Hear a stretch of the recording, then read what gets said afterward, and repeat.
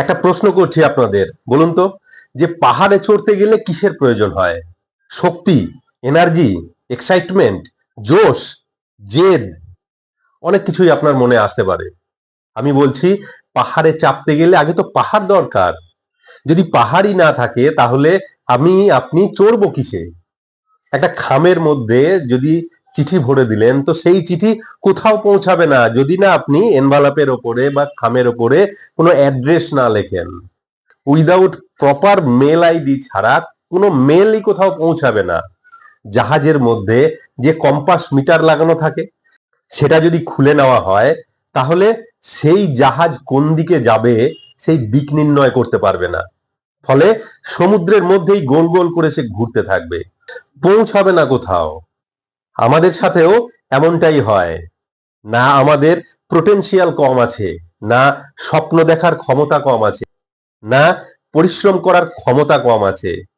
শুধু একটা জিনিসের কমতি আছে, যার জন্য সফলতা আসে না আমাদের। তা হলো গোল সেটিং।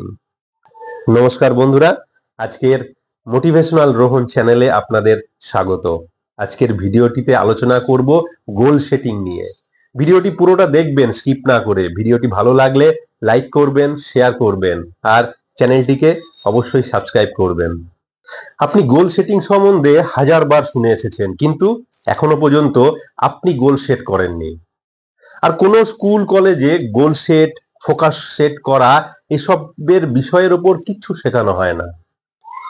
হলিউডের famous comedian actor gym carry 1985 সালে নিজের নামে একটা চেক লিখেছিলেন, যার অ্যামাউন্ট ছিল $10 মিলিয়ন। আর একটা কাগজে তিনি লিখেছিলেন, আজ থেকে 10 বছর পরে $10 মিলিয়ন চার্জ করব একটা মুভিতে অ্যাক্টিং করার জন্য। আর সেই কাগজ আর চেক তার মানি ব্যাগের মধ্যে রেখে দিয়েছিলেন। আপনি কো ইনসিডেন্সও বলতে পারেন। 10 বছর পর 1995 সালে gym carry dumb and Dumber 2 মুভিতে $10 মিলিয়ন চার্জ করেছিলেন, যে অ্যামাউন্ট উনি 10 বছর আগে নিজের জন্য লিখে রেখেছিলেন। এতটাই পরিশ্রম করেছিলেন যে 10 বছর পর তার গোল তিনি অ্যাচিভ করতে সক্ষম হয়েছিলেন। 1970 সালে ব্রুসলি নিজেকে একটা চিঠি লিখেছিলেন, নাম দিয়েছিলেন মাই সিক্রেট।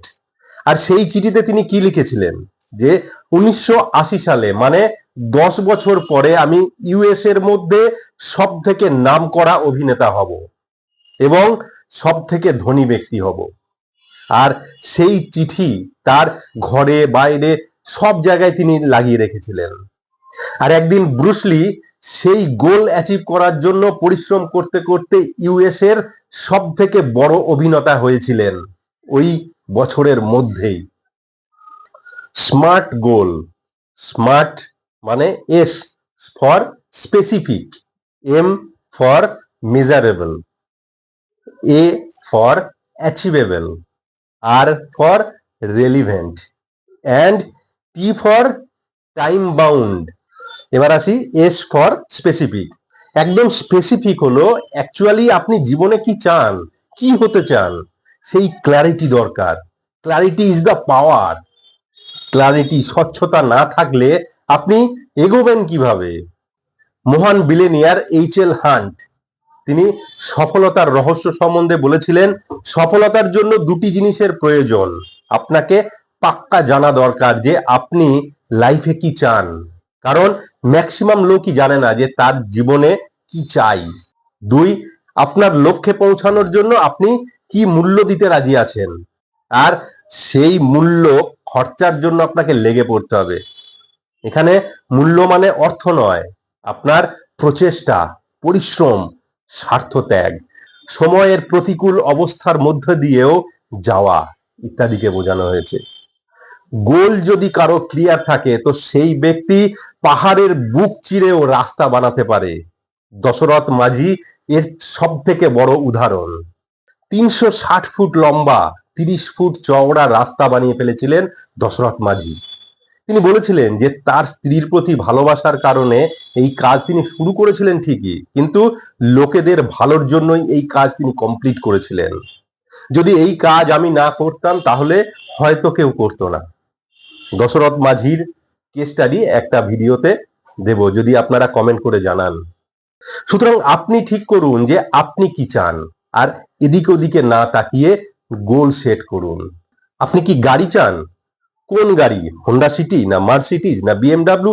কোন গাড়ি আপনার চাই এবং তার কালার কি হবে, এবং সেই গাড়ি আপনি কতদিনের মধ্যে অ্যাচিভ করতে চাইছেন সুনির্দিষ্ট করুন, একদম মনের মধ্যে গেঁথে নিন। মহাভারতের একটা ঘটনার উদাহরণ দিই। অস্ত্রগুরু দ্রোণাচার্য অস্ত্র শিক্ষা দিচ্ছিলেন। নকুলকে জিজ্ঞাসা করলেন দ্রোণাচার্য যে তুমি সামনে কি দেখতে পাচ্ছ? নকুল বলে গাছ, পাখি, আকাশ সবকিছুই দেখতে পাচ্ছি। যুধিষ্ঠিরকে জিজ্ঞাসা করলেন দ্রোণাচার্য যে তুমি কি দেখতে পাচ্ছ যুধিষ্ঠির? যুধিষ্ঠির বলে গুরুদেব, আমি গাছ, পাতা, আকাশ, পাখি আপনাকেও দেখতে পাচ্ছি। এবার তিনি অর্জুনকে জিজ্ঞাসা করলেন যে অর্জুন কি দেখছে? অর্জুন বলে গুরুদেব, আমি পাখি ছাড়া আর কিছুই দেখতে পাচ্ছি না। গুরুদেব বলে এখন কি দেখতে পাচ্ছ? অর্জুন বলে পাখির মাথা। গুরুদেব আবার বললেন যে এখন কি দেখতে পাচ্ছ? অর্জুন বলে গুরুদেব, পাখির চোখ ছাড়া আমি আর কিছুই দেখতে পাচ্ছি না। এই স্পেসিফিক গোল অর্জুনকে পৃথিবীর শ্রেষ্ঠ ধনুর্ধর করেছিল।